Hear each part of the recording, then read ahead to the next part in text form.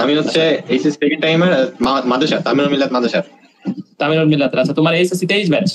এখন মানে কোথায় কোথায় আসছে, চান্স হইছে কোথায় কোথায়?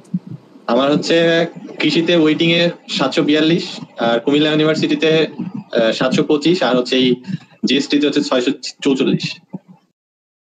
তুমি একটু শেয়ার করো যে অ্যাডমিশন জার্নি, যে আসলে হচ্ছে তোমার ওভারঅল এই সেকেন্ড টাইম অ্যাডমিশন টেস্টের এই পর্যন্ত জার্নি, বা শর্টলি একটু বলো যে আসলে কিভাবে নিজেকে ট্র্যাকে রাখলা লাস্ট পর্যন্ত। আমার যখন আমি তো ফার্স্ট টাইম মেডিকেল প্রিপারেশন নিয়েছিলাম, তো মেডিকেল প্রিপারেশনের পরে যখন কোনো ভার্সিটিতে পরীক্ষা দিতে যাই, তো তখন দেখি যে আমার ম্যাথ ফিজিক্স এর সমস্যা, ম্যাথ ফিজিক্স পারি না।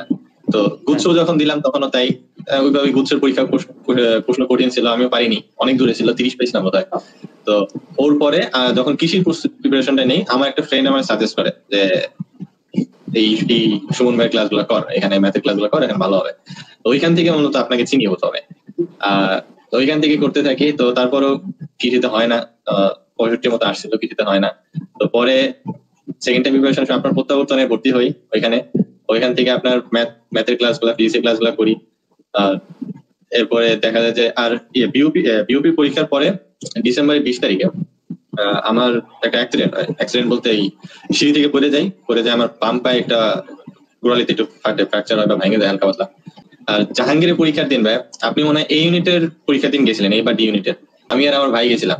কিন্তু আমার কেন জানি সাহস পেলাম না আপনার সাথে যাই কথা বলা, মানে কি মনে হলো যে চান্স হয়নি কোথাও, কি মনে হয় লজ্জা পাইলাম।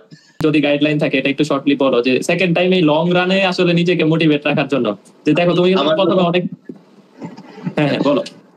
আমার যখন কোন একটা পরীক্ষা মিস হইতো বা কোন একটা পরীক্ষা দিছি হয় নাই, তো আমি তখন চিন্তা করতাম যে আচ্ছা ঠিক আছে, এই পরীক্ষা হয় নাই, কিন্তু এই পরীক্ষা থেকে আমার এইটুক ফিজিক্সে, এইটুক ম্যাথে, এইটুক বায়োলজি, এইটুক আমি নতুন করে শিখছি, ঠিক আছে, এইটুক দেখে নিজেকে শান্ত রাখতাম যে আচ্ছা ঠিক আছে, আমার হয় নাই ঠিক আছে, কিন্তু আমি এইটুক আগাইছি, নিজের এইটুক উন্নতি হয়েছে, এটা দিয়ে নিজেকে শান্ত রেখে আবার পরের পরীক্ষার জন্য প্রিপারেশন নিতাম। যেমন মেডিকেলের সেকেন্ড টাইম মেডিকেলে যখন আমার হইলো না, তো তখন নিজের শান্ত রাখছে, আচ্ছা ঠিক আছে মেডিকেলে হয় নাই, তো ঠিক আছে, কিন্তু সামনে জাহাঙ্গীরের ডি ইউনিট আছে, ওইটার জন্য আমার বায়োলজি প্রিপারেশন এখন ভালো মতো হয়ে গেছে। তো ওইভাবে নিজের আস্তে আস্তে করে একটু মোটিভেটেড রাখতাম।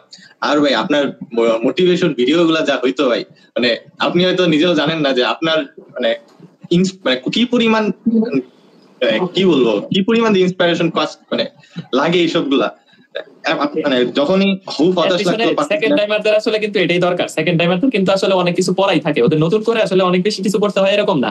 মানে এই বিষয়টা যে বারবার ধাক্কা খাইতেছি আবার লং রান থেকে রেসে ফিরে আসা, এটাই কিন্তু একটা বড় জিনিস, যে হুচট খাইতেছি আবার উঠে দাঁড়াইতেছি, আবার উঠে দাঁড়াইতেছি, পরে যাইতেছি উঠে দাঁড়াইতেছি, এই জিনিসটাই আসলে সেকেন্ড টাইমারদের দরকার, এবং আমরা এটাই আসলে তোমাদের করার চেষ্টা করছি।